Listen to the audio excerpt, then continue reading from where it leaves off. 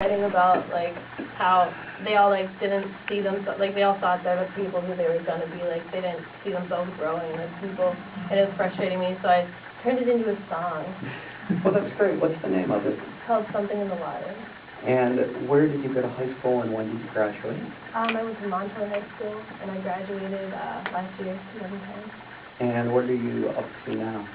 I'm a freshman at Duquesne University, and for advertising and psychology, and that's all right now.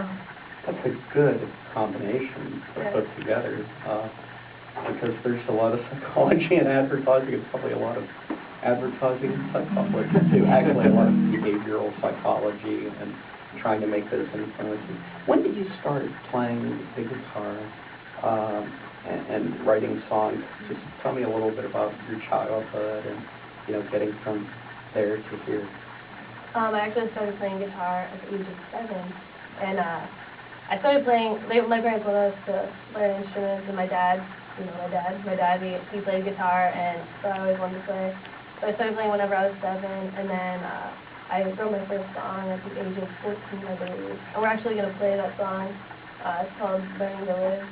That's great. Yeah, it's the first song I ever wrote. We were mentioning off air that Tori's dad, Phil, was a high school classmate of mine in the It's a Small World department, and it's kind of neat to know that, and it is a small world. It's always fun when that happens. Now, I think I have to use this mic here, so it's my reach. How did Jonathan get into the mix? Or John? It's John, but are you a Jonathan? My family calls me Jonathan, so I'll answer to either, especially if you're yelling at me, you can call me Jonathan. So, I was going to say, do they use your middle name when they they're mad? Yeah, the whole spiel. Jonathan Michael! Yeah, that's how I know. Yeah, I'm Lawrence Michael, yeah. Real hot water. If you get the middle name, it's bad news. We met playing at a coffee house called Nico's Coffee House. There's a plug for you. Out in Robinson, and we just were playing at an open mic out there, and at the time I was playing with my girlfriend, and we were just we would always come out and back up Tori, because I would play guitar and just like harmonize with whatever she was singing. We would cover songs that we each knew together, you know, and then my girlfriend at the time played viola, so she would play as well with her. So we hooked up then, and then probably about, not till like a year and a half later did we actually start working on writing songs together and kind of developing our songs together. So. Well, that's great. And where are you from originally? And tell me a little bit about your youth and, you know, getting, you're older, are you older than Tori? Yeah. Probably not by much. You know, well, but you know, a little bit here. I'm from West Allegheny. I grew up, went to West Allegheny growing up, graduated 2002.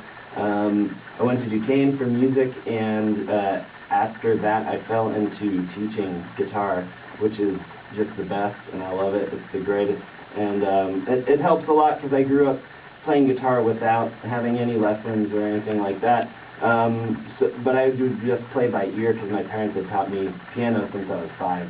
So that's where I got my ear from, and they never told me to turn down my guitar or anything like that, even though I would play it really loud in the basement growing up. So I feel like I want all my kids to do that, you know, go and experiment in your room and just play loud. Well, that's great. John Cordle is who you just heard, and Tori Plack. Before your next song, at the top of the hour, I mentioned a text that came in from some people that you know, the Tweed Dolls. Yeah, the Tweed Dolls. That's my aunt. What's up, Aunt Tracy and Rachel and John and Uncle John? How's everybody doing? Thanks for listening.